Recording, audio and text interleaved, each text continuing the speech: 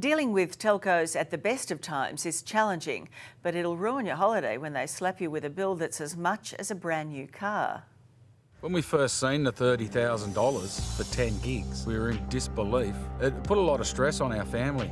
With technology constantly at our fingertips, it can be hard to switch off, even while travelling on holidays overseas. But despite the convenience, using international roaming can cost you a fortune. Yeah, just getting being whacked with a big bill at the end of it, and it sounds good in theory, but I've been caught out before. I just use it and then come home to a surprise, I guess. That's exactly what happened to Craig Piper.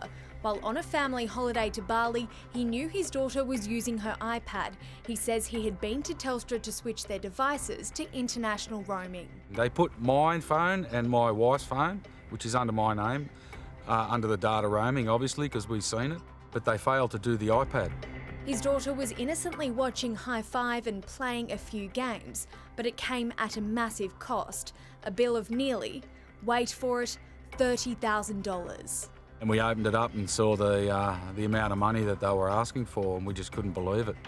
Craig is not alone. When returning from holidays, the average international roaming bill per person in Australia is $290, says YouGov Galaxy. Ellen Crichton's also been caught out.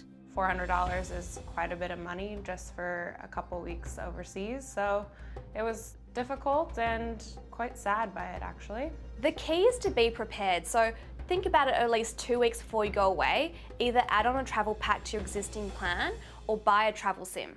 Sabine Leroy from Finder.com has crunched the numbers for A Current Affair, uncovering the best roaming deals right now.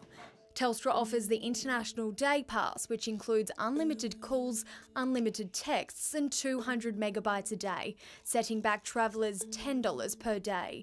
Optus's deal is also $10 a day, but includes slightly less data at 100 megabytes a day, but you'll still have access to unlimited calls and text. Vodafone has two deals. The first is for Vodafone customers who can take advantage of the all data, calls and texts of their current plan just by paying an extra $5 a day, whereas their second deal follows a pay-as-you-go format. For every megabyte used, it'll cost $1, while any made and received calls will be $1 per minute. While many people sign up to a mobile roaming plan, another way to beat the bill shock is to actually turn off your data and solely rely on Wi-Fi.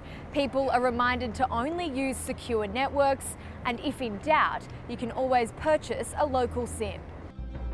Paying for international data can add up very quickly. These charges can be exorbitant because you're paying a much higher rate per minute and you're also paying for data, and that's where people really get caught out.